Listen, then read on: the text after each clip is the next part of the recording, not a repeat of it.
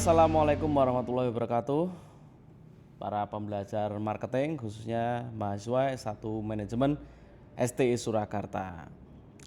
Pada kesempatan kali ini kita memasuki pertemuan ke-6 setelah kita mempelajari berbagai sikap atau berbagai psikologi tentang perilaku konsumen. Pada pertemuan ke-6 ini kita akan membahas mengenai sikap. Ada 4 bahasan kita. Yang pertama mengetahui apa itu sikap konsumen. Yang kedua mengetahui tentang komponen-komponen pembentuk suatu sikap konsumen. Yang ketiga tentunya tidak segan-segan saya selalu mengingatkan bahwa pembelajaran ini materinya lebih ke psikologi. Namun karena kita adalah mahasiswa manajemen, yang ilmu manajemen tidak mungkin bisa berdiri sendiri.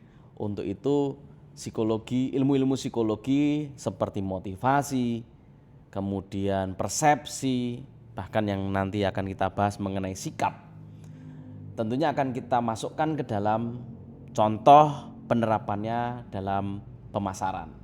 Ya, jangan sampai nanti terjebak dalam ilmu psikologinya, tetapi kita harus bisa membawa ilmu psikologi kita pakai ke dalam pemasaran, khususnya untuk mengetahui faktor apa saja yang mempengaruhi konsumen dalam melakukan pembelian suatu barang maupun jasa.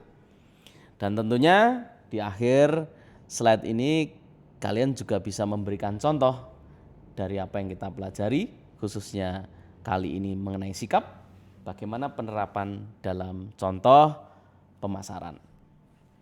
Oke, yang pertama, apa itu sikap? Sikap itu adalah ekspresi dari perasaan. Ya, sekali lagi di bagian penjelasan mengenai sikap ini tentunya ini adalah definisi yang sederhana. Kalian juga bisa lihat di buku-buku perilaku konsumen tentunya yang ada pada RPP dan RPS mata pelajaran perilaku konsumen.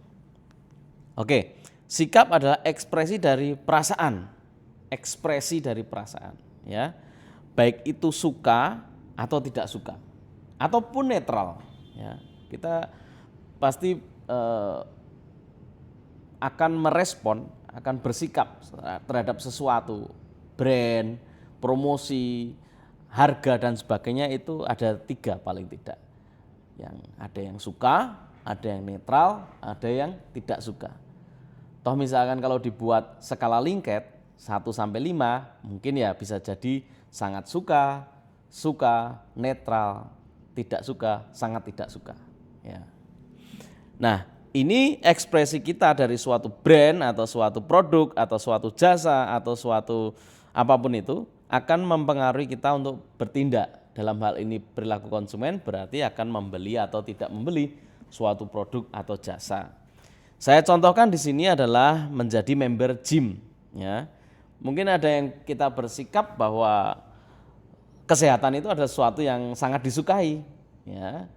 Ada juga yang netral, biasa-biasa saja. Ada yang ya kesehatan nantilah, masih muda misalkan seperti itu. Nah, ini akan sangat berbeda terhadap responnya terhadap member gym.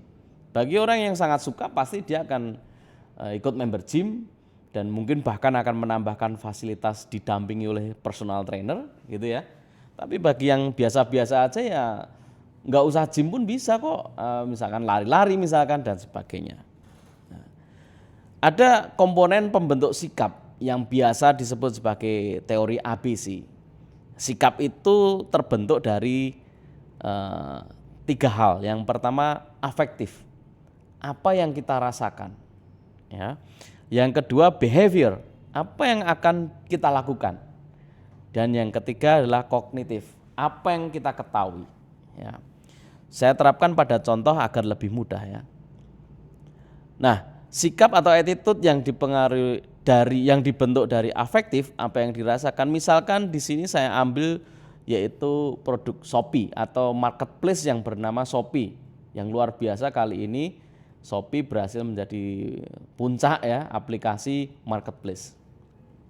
Nah, apa yang dirasakan? Misalkan saya contohkan di sini, saya merasa bahwa menggunakan Shopee jualan saya cepat laku. Nah, itu yang dirasakan dari seorang pengguna Shopee, di mana ketika menggunakan Shopee, jualannya itu cepat laku. Dia merasa menggunakan Shopee itu lebih cepat laku daripada menggunakan marketplace lainnya, gitu ya. Kemudian dia juga merasakan seseorang konsumen ini dalam menggunakan Shopee ya, dia merasa bahwa yakin, adanya keyakinan target pasar itu lebih banyak di dalam aplikasi Shopee.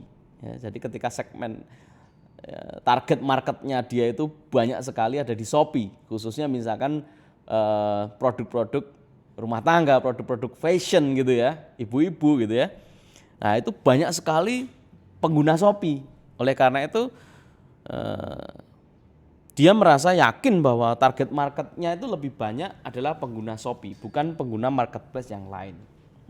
Itulah afektif apa yang dia rasakan membentuk sikap dia terhadap Shopee. Ya. Selain afektif, dia juga memiliki sikap yang terbentuk dari behavior, dari apa yang dilakukan. Saya contohkan di sini, saya akan menggunakan Shopee untuk berjualan online. Dan saya akan memakai aplikasi Shopee walaupun aplikasi marketplace lain membuat promosi di televisi. Ya, bahkan ketika ada marketplace yang lain membuat promo, dia pun tetap menggunakan Shopee. Ya, itulah behavior apa yang dia lakukan terhadap jualannya di Shopee. Dia tetap menggunakan Shopee. Ya, itulah behavior dari konsumen untuk tetap menggunakan Shopee. Bersikap bagus terhadap Shopee, setuju terhadap Shopee. Nah kemudian selain affective behavior, yang ketiga yang membentuk sikap atau attitude terhadap suatu konsumen menggunakan Shopee adalah kognitif. Dari sisi kognitif contohnya seperti apa?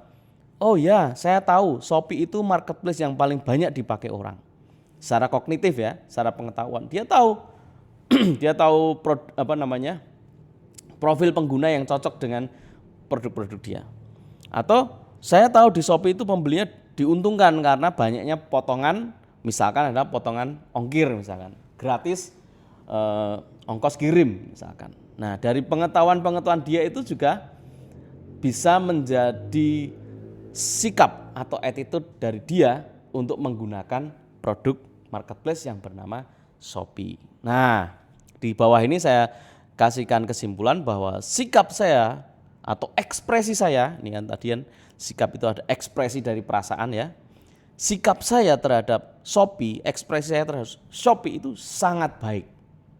Makanya dia menggunakan aplikasi Shopee untuk berjualan. Oke, mudah bukan? Bisa diberikan contoh. Silakan contohkan dalam hal sikap kalian dalam hal untuk memilih salah satu bank. Ya, bisa jadi BRI, bisa jadi Bukopin, atau bahkan BCA, atau bank lain silakan. Nah, itu tolong ceritakan apa afektif kalian, ya, apa yang kalian rasakan dari menggunakan produk tersebut.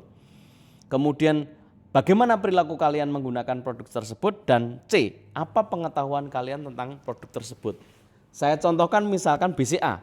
Secara kognitif saya tahu, saya memiliki pengetahuan secara kognitif ya di sisi C ini ya, bahwa BCA itu dipakai oleh semua pebisnis. Sehingga ketika saya menggunakan BCA sangat mudah melakukan transaksi, transfer atau menerima uang atau mengirimkan uang dari pebisnis lain. Nah, secara kognitif hal tersebut membentuk sikap saya untuk sangat welcome atau sangat menyukai bank BCA. Nah, kalian contohkan di bank lain. Sampai jumpa di pertemuan ke-7. Assalamualaikum warahmatullahi wabarakatuh.